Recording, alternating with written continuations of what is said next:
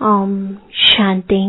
आज 21 सितंबर 2020 बाबा के महावाक्य है, मीठे बच्चे, संगम पर तुम्हें प्यार का सागर बाप प्यार का ही वर्षा देते हैं, इसलिए तुम सबको प्यार दो, गुस्सा मत करो। प्रश्न है, अपने रजिस्टर को ठीक रखने के लिए बाप ने तुम्हें कौन सा रास्ता बताया है? उत्तर है, प्यार का ही रास्ता बाप तुम्हें बतलाते हैं, श्रीमत देते हैं। बच्चे, हर एक के साथ प्यार से चलो, किसी को भी दुख नहीं दो। कर्म इंद्रियों से कभी भी कोई उल्टा कर्म नहीं करो। सदा यही जांच करो कि मेरे में कोई आसुरी गुण तो नहीं है, मूढ़ी तो नहीं हूँ, कोई बात में बिगड़ता तो नहीं हूँ। ओम शांति। मीठे मीठे रूहानी बच्चों ने गीत सुना। दिन प्रतिदिन अपना घर अथवा मंजिल नजदीक होती जाती है। अब जो कुछ श्रीमत कहती है उसमें गफलत ना करो। बाप का डायरेक्शन मिलता है कि सबको मैसेज पहुंचाओ।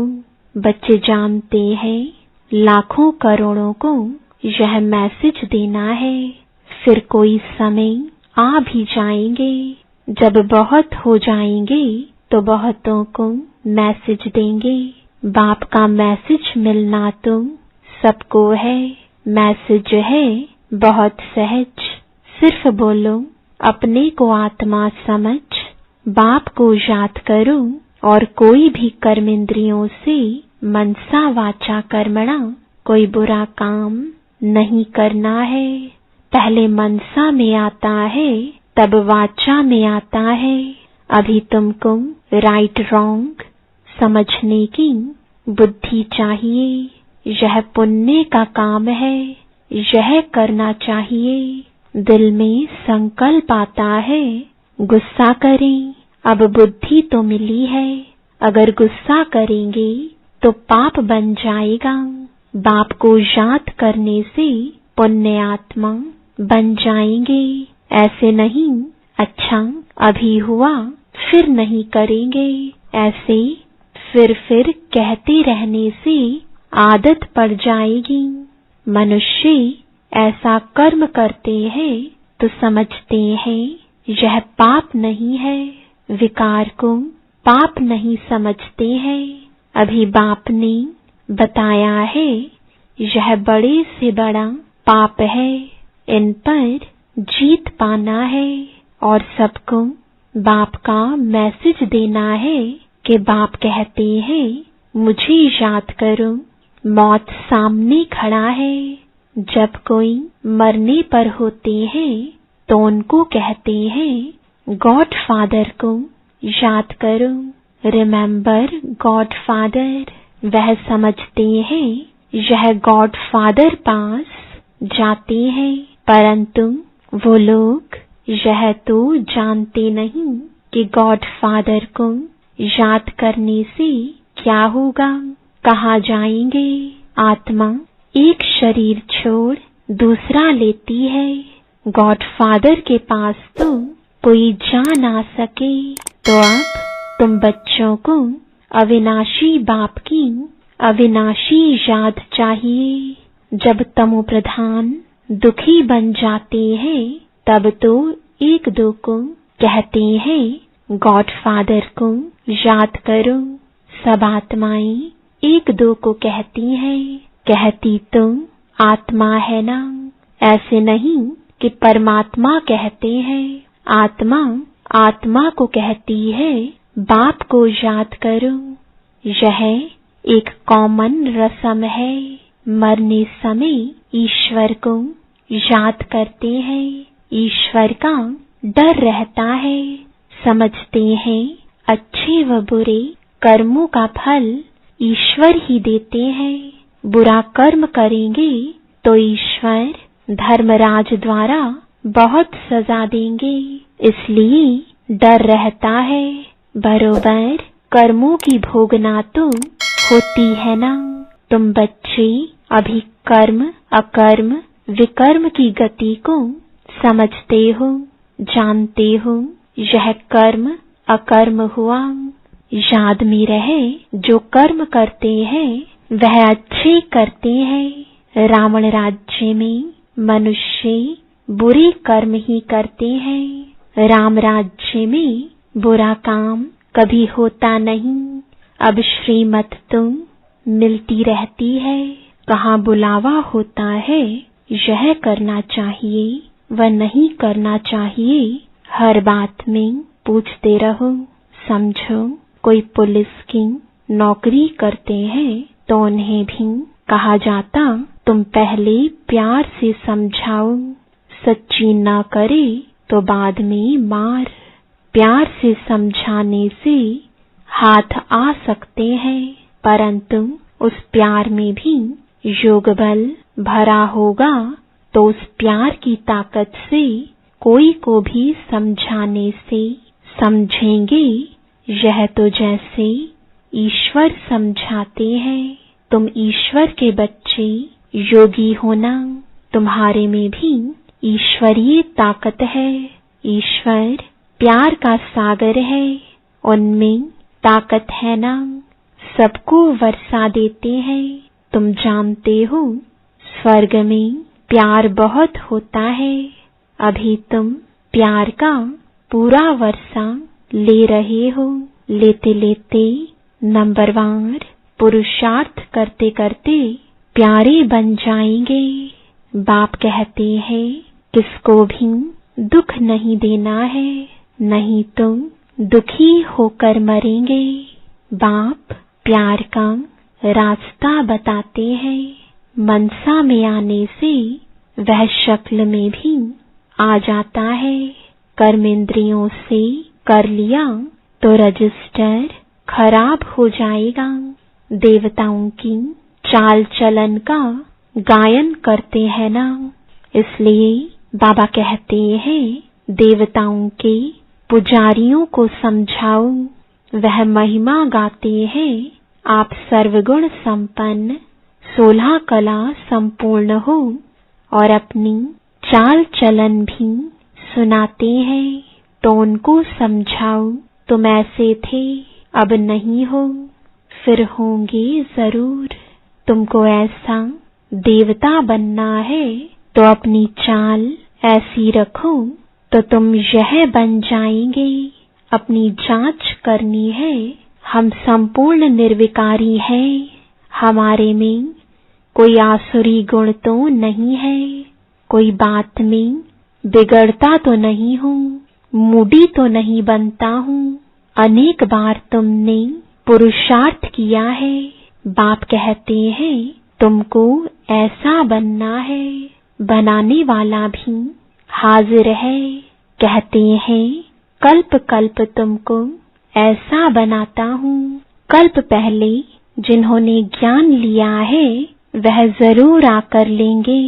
पुरुषार्थ भी कराया जाता है और बेफिक्र भी रहते हैं। ड्रामा की नोंद ऐसी है, कोई कहते हैं ड्रामा में नोंद होगी तो जरूर करेंगे। अच्छा चार्ट होगा तो ड्रामा कराएगा। समझा जाता है उनकी तकदीर में नहीं है। पहले पहले भी एक ऐसे बिगड़ा था, तकदीर में नहीं था। बोला ड्रामा में होगा तो ड्रामा हमको पुरुषार्थ कराएगा। बस छोड़ दिया। ऐसे तुमको भी बहुत मिलते हैं। तुम्हारा एम ऑब्जेक्ट तो यह खड़ा है। बैज तो तुम्हारे पास है। जैसे अपना पोता मेल देखते हो तो बैज को भी देखो, अपनी चाल चलन को भी देखो। कभी भी क्रिमिनल आंखें ना हो, मुख से कोई ईविल बात न निकले। ईविल बोलने वाला ही नहीं होगा तो कान सुनेंगे कैसे। सतयुग में सब दैवी गुण वाले होते हैं। ईविल कोई बात नहीं। इन्होंने भी प्रारब्ध बाप द्वारा ही पाई है। यह तुम सबको बोलो बाप को याद करो तो विकर्म विनाश हो जाएंगे। इसमें नुकसान की कोई बात नहीं है। संस्कार आत्मा ले जाती है। सन्यासी होगा तो फिर सन्यास धर्म में आ जाएगा। झाड़ तो उनका बढ़ता रहता है ना। इस समय तुम बदल रहे हो। मनुष्य ही देवता बनते हैं। सब कोई इकट्ठे थोड़े ही आएंगे फिर नंबरवार। ड्रामा में कोई बिगड़ समय एक्टर थोड़े ही स्टेज पर आ जाएंगे। अंदर बैठे रहते हैं। जब समय होता है तो बाहर स्टेज पर आते हैं पार्ट बजाने। वह है हद का नाटक, यह है बेहद का। बुद्धि में है हम एक्टर्स को अपने समय पर आकर अपना पार्ट बजाना है। यह बेहद का बड़ा झाड़ है। नंबरवार आते जाते हैं। पहले पहले एक ही धर्म था। सभी धर्म वाले तो पहले आ ना सके। पहले तो देवी देवता धर्म वाले ही आएंगे पार्ट बजाने। सो भी नंबरवार झाड़ के राज को भी समझना है। बाप ही आकर सारे कल्प वृक्ष का ज्ञान सुनाते हैं। इनकी भेंट फिर निराकारी झाड़ से होती है। एक बाप ही कहते हैं मनुष्य सृष्टि रूपी झाड़ का बीज मैं हूँ। बीज में झाड़ समाया हुआ नहीं है, लेकिन झाड़ का ज्ञान समाया हुआ है। हर एक का अपना अपना पार्ट है। चैतन्य झाड़ है ना। झाड़ के पत्ते भी नंबरवार निकलेंगे। इस झाड़ को कोई भी समझते नहीं है। इनका बीज ऊपर में है, इसलिए इनको उल्टा वृक्ष कहा जाता है। रचयिता बाप है ऊपर में। तुम जानते हो हमको जाना है घर जहाँ आत्माएं रहती हैं। अभी हमको पवित्र बनकर जाना है। तुम्हारे द्वारा योग बल से सारी विश्व पवित्र हो जाती है। तुम्हारे लिए तो पवित्र सृष्टि चाहिए ना। तुम पवित्र बनते हो तो दुनिया भी पवित्र बनानी पड़े। सब पवित्र हो जाते हैं। तुम्हारी बुद्धि में है, आत्मा में ही मन बुद्धि है ना। चैतन्य है। आत्मा ही ज्ञान को धारण कर सकती है। तो मीठे मीठे बच्चों को यह सारा राज बुद्धि में होना चाहिए। कैसे हम पुनर्जन्म लेते हैं। 84 का चक्र तुम्हारा पूरा होता है तो सबका पूरा होता है। सब पावन बन जाते हैं। यह अनादि बना हुआ ड्रामा है। एक सेकंड भी ठहरता नहीं है। सेकंड बाय सेकंड जो कुछ होता है सो फिर कल्प बाद होगा। हर एक आत्मा में अविनाशी पार्ट भरा हुआ है। वह एक्टर्स करके 2-4 घंटे का पार्ट बजाते हैं। यह तो आत्मा को नेचुरल पार्ट मिला हुआ है। तो बच्चों को कितनी खुशी होनी चाहिए। अतीन्द्रिय सुख अभी संगम का ही गाया हुआ है। बाप आते हैं 21 जन्मों के लिए। हम सदा सुखी बनते हैं। खुशी की बात है ना। जो अच्छी रीति समझते और समझाते हैं वह सर्विस पर लगे रहते हैं। कोई बच्चे खुद ही अगर क्रोधी हैं तो दूसरे में भी प्रवेशता हो जाती है। ताली 2 हाथ की बजती है। वहाँ ऐसे नहीं होता। यहाँ तुम बच्चों को शिक्षा मिलती है। कोई क्रोध करे तो तुम उन पर फूल चढ़ाओ, प्यार से समझाओ। यह भी एक भूत है। बहुत नुकसान कर देंगे। क्रोध कभी नहीं करना चाहिए। सिखलाने वाले में तो क्रोध बिल्कुल नहीं होना चाहिए। नंबरवार पुरुषार्थ करते रहते हैं। किसका तीव्र पुरुषार्थ होता है, किसका ठंडा। ठंडे पुरुषार्थ वाले जरूर अपनी बदनामी करेंगे।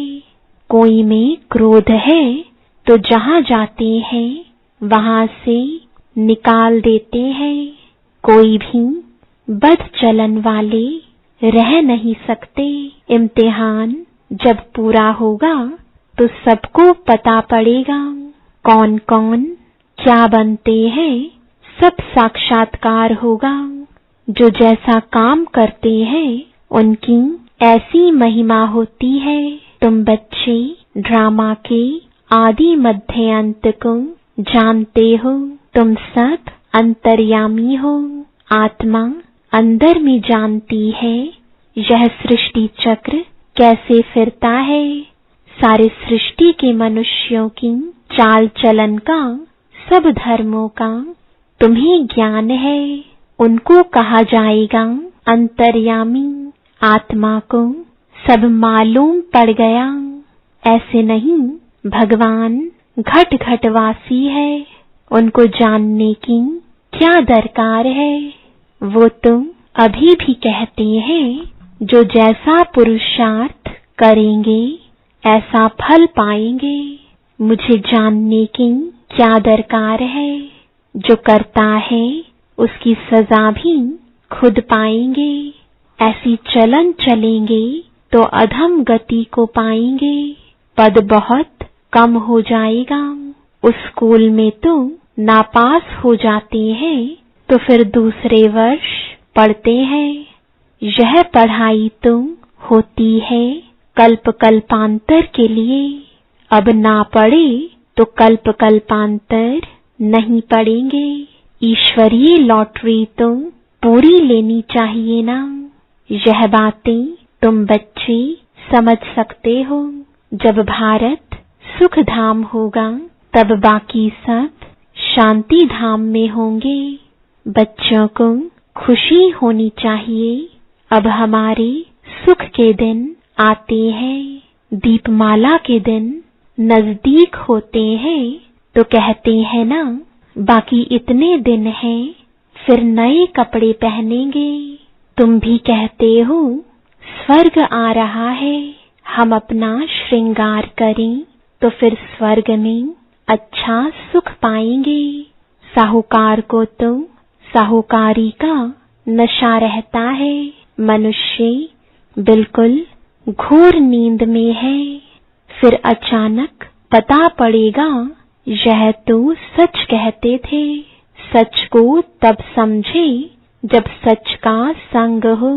तुम अभी सच के संग में हो। तुम सत बनते हो सत बाप द्वारा। वह सब असत्य बनते हैं असत्य द्वारा। अभी कंट्रास्ट भी छपा रहे हैं कि भगवान क्या कहते हैं और मनुष्य क्या कहते हैं। मैगजीन में भी डाल सकते हो। आखरीन विजय तो तुम्हारी ही है। जिन्होंने कल्प पहले पद पाया है वह जरूर पाएंगे। यह सर्टेन है। वहाँ अकाले मृत्यु होता नहीं। आयु भी बड़ी होती है। जब पवित्रता थी तो बड़ी आयु थी।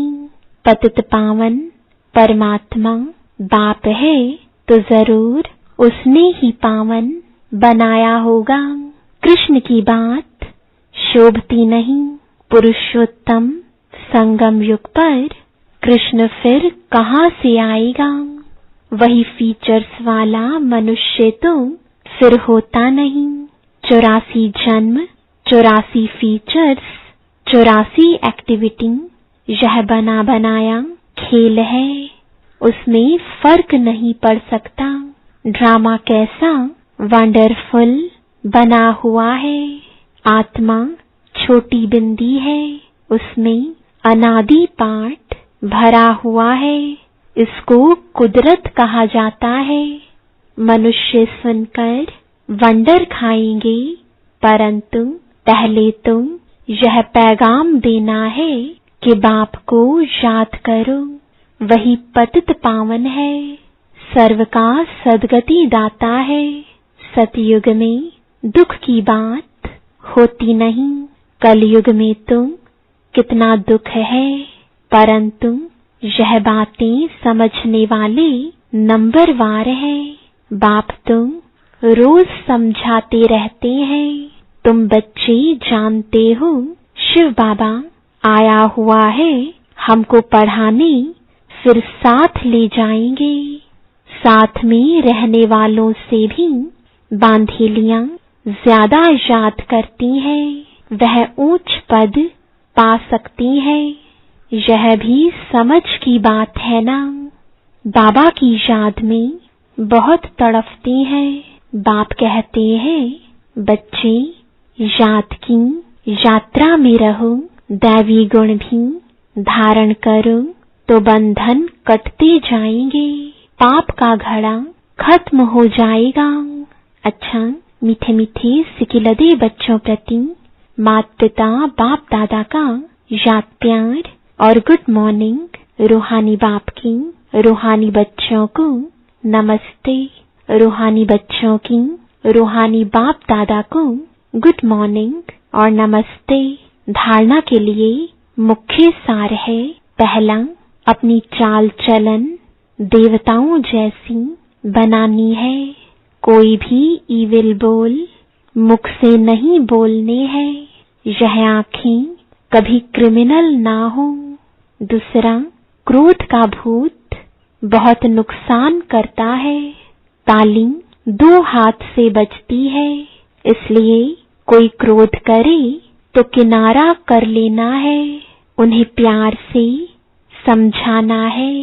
वरदान है, अव्यक्त स्वरूप की साधना द्वारा पावरफुल वायुमंडल बनाने वाले अव्यक्त फरिश्ता भव।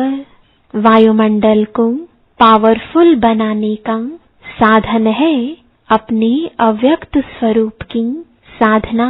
इसका बार बार अटेंशन रहे, क्योंकि जिस बात की साधना की जाती है उसी बात का ध्यान रहता है। तो अव्यक्त स्वरूप की साधना अर्थात बार बार अटेंशन की तपस्या चाहिए। इसलिए अव्यक्त फरिश्ता भव के वरदान को स्मृति में रख शक्तिशाली वायुमंडल बनाने की तपस्या करो, तो आपके सामने जो भी आएगा वह व्यक्त और व्यर्थ बातों से परे हो जाएगा। स्लोगन है, सर्वशक्तिमान बाप को प्रत्यक्ष